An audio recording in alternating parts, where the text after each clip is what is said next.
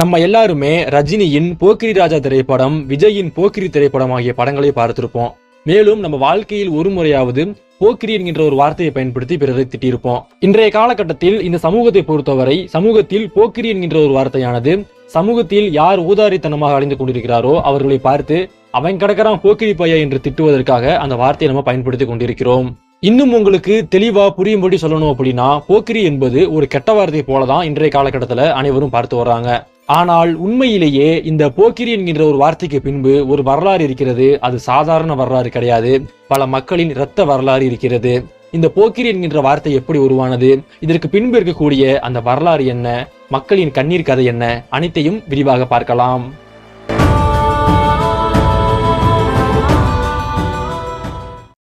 கிபி 19ஆம் நூற்றாண்டுல பிரிட்டிஷ் இந்தியாவை கைப்பற்றின பிறகு இந்தியாவை அவங்க கட்டுப்பாட்டு கீழே கொண்டு வந்தாங்க. அந்த சமயத்துல பிரிட்டிஷ்காரங்களுக்கு எதிராக ஏகப்பட்ட கிளர்ச்சிகள் வெடித்தது. மறுபுறம் நாட்டுல பல குற்றங்கள் நடந்து கொண்டிருந்தது. அன்றைய காலகட்டங்கள்ல சில நாடோடி கும்பல் இருந்தாங்க. அந்த கும்பலின் வேலையே வழிப்பறி செய்வதும் கொலை செய்வதும் தான் அவர்களுடைய முதல் வேலையாக இருந்தது. இப்படி கொலை செய்வதற்கும் கொள்ளையடிப்பதற்கும் அன்றைய காலகட்டத்தில் இந்தியா முழுவதும் நிறைய குழுக்கள் இருந்தன. அதில் மிக முக்கியமான ஒரு குழு இருந்தது. இந்த குழுவினர் கொலை செய்வதையே வித்தியாசமாக செய்தனர். மற்ற குழுவினர்கள் அனைவரும் கொலை செய்வதற்கு ஆயுதங்களை பயன்படுத்தி கொடூரமா கொள்ளுவாங்க. ஆனா இந்த குழுவினர் என்ன பண்ணுவாங்கன்னா, கையில ஒரு துணியை வச்சுக்கிட்டு அந்த துணியோட ஒரு முனையில ஒரு இரும்பு குண்டை கட்டிக்குவாங்க. சாலையில் போற வர்றவங்களோட கழுத்துல இந்த துணியை சுத்தி ஒரே இழுத்து சில நொடிகள்லயே அவங்கள கொன்றுவாங்க. இப்படி வினோதமான முறையில ஒரு கூட்டத்தினர் கொலை செய்து அவர்களிடம் இருந்த பொருட்களை கொள்ளையடிச்சு கொண்டும் இருந்தாங்க. இவர்கள் குற்ற நடவடிக்கை என்பது நாளுக்கு நாள் அதிகமானது. இவர்களை எளிதாக கண்டுபிடிக்க முடியாமல் போனது. ஏனென்றால் மற்றவர்களைப் போல இவங்க எந்த ஒரு ஆயுதங்களையும் வச்சிருக்க மாட்டாங்க. சாதாரண மனிதரை போல இருப்பாங்க. ஆனால் ஒரு சிறிய துணியை பயன்படுத்தியே ஒரு நபரை கொன்று அவர்களிடம் இருக்கக்கூடிய உடைமைகளை திருடிட்டு போயிருவாங்க. இதனால அன்றைய காலகட்டங்கள்ல பிரிட்டிஷ் அரசாங்கத்துக்கு இது ஒரு மிகப்பெரிய பிரச்சனையாகவும் இருந்தது. இதனால கிபி 1830ஆம் ஆண்டு பிரிட்டிஷ் அரசாங்கம் ஒரு சட்டத்தை கொண்டு வர்றாங்க. அது என்ன அப்படின்னா, போக்கிரி ஒழிப்பு சட்டம். இந்த சட்டத்தினுடைய மிகப்பெரிய குறிக்கோள் என்ன அப்படின்னா, சந்தேகப்படும்படி யாரெல்லாம் இருக்கிறாங்களோ அவங்கள எந்த ஒரு கேள்வியும் கேட்காம விசாரணை இல்லாம சுட்டு கொள்ளலாம். இதுதான் இந்த சட்டத்துடைய மிகப்பெரும் குறிக்கோளாகவும் இருந்தது. இந்த சட்டம் கொண்டு வந்த பிறகு பிரிட்டிஷ் அரசாங்கத்தினால் ஏராளமான பேர் கொடூரமாக சுட்டுக் கொல்லப்பட்டாங்க. அதுல உண்மையான குற்றம் செய்தவர்களும் சுட்டுக் கொல்லப்பட்டாங்க. குற்றமே செய்யாத பல அப்பாவி மக்களும் இந்த சட்டத்தின் மூலமாக சுட்டுக் கொல்லப்பட்டாங்க. இந்தந்த குழுவினரெல்லாம் ஆங்கிலேயர்களுக்கு எதிராக எதிர்த்து கேள்வி கேட்டாங்களோ அவர்கள் அனைவரையுமே இந்த சட்டத்தின் கீழே ஈவு இறக்கமே இல்லாம எந்த ஒரு விசாரணையும் வழக்கு இல்லாம சுட்டு கொண்டாங்க. இந்த போக்கிரி ஒழிப்பு சட்டத்தில் இருந்த புகழ்பெற்ற மிக முக்கியமான ஒரு ஆங்கிலேய அதிகாரி யாருன்னா அவரு வில்லியம் ஸ்லீமன்.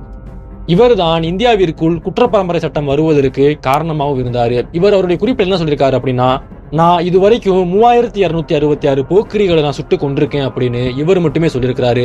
இவரை போல அன்றைய காலகட்டங்கள்ல ஏகப்பட்ட அதிகாரிகள் இருந்தாங்க. அவங்க அனைவரும் எத்தனை பேரை சுட்டு கொண்டிருப்பாங்க என்பதை நம்ம நினைச்சுதான் பார்க்கணும். இந்தியாவில் இருந்து ஐரோப்பா சென்ற பல ஆங்கிலேய அதிகாரிகள் பெருமையா நான் சிங்கத்தை சுட்டுக் கொண்டேன், மானை சுட்டுக் கொண்டேன் என்று சொல்வதற்கு பதிலாக நாட்டில் இருந்த ஏராளமான போக்கிரிகளை சுட்டுக் கொண்டேன் அப்படின்னு பெருமையா சொல்லிக்கிட்டாங்க. இந்த சட்டம் அன்றைய காலகட்டங்கள்ல அவ்வளவு கொடுமையாக இருந்தது. ஏராளமான அப்பாவி மக்கள் பாதிக்கப்பட்டாங்க. இந்த சட்டத்தினால அதிகமா பாதிக்கப்பட்டது யாருன்னா நாட்டில் இருந்த நாடோடி மக்கள் தான். காரணம் என்ன அப்படின்னா, பிரிட்டிஷ் அரசாங்கம் ஒரு பகுதியில ஒரு சட்டத்தை புதிதாக அமல்படுத்தினா அதற்கு அனைவருமே கட்டுப்பட்டு போயிருவாங்க. ஆனால் நாட்டில் இருந்த பல போர்க்குடியின மக்களும் இந்த நாடோடிகளும் அதற்கு கட்டுப்படாம ஒரு இடத்தில் இருந்து மற்றொரு பகுதிக்கு போறது, அவர்களை எதிர்த்து கிளர்ச்சி செய்வது போன்ற பல செயல்களில் ஈடுபட்டாங்க. இதன் காரணமாக பிரிட்டிஷ்காரங்க இந்த நாடோடியின மக்களை போக்கிரி ஒழிப்பு சட்டத்தின் கீழே தேடி தேடி சுட்டு கொண்டாங்க. அன்றைய காலகட்டங்களில் ஏராளமான மக்கள் தேடி தேடி வேட்டையாடப்பட்டாங்க. இதுதான் இந்த போக்கிரி என்கின்ற ஒரு வார்த்தைக்கு பின்பு இருக்கக்கூடிய சோகமான வரலாறு. இது மட்டும் இல்லாம இன்றைய காலகட்டங்கள்ல நம்ம ஏராளமான கெட்ட வார்த்தைகளை பயன்படுத்தி வரோம். அந்த ஒரு வார்த்தைகளுக்கு பின்பும் ஒரு சமூகத்தினுடைய சோக வரலாறு இருக்கிறது என்பது ஒரு நிதர்சனமான உண்மை.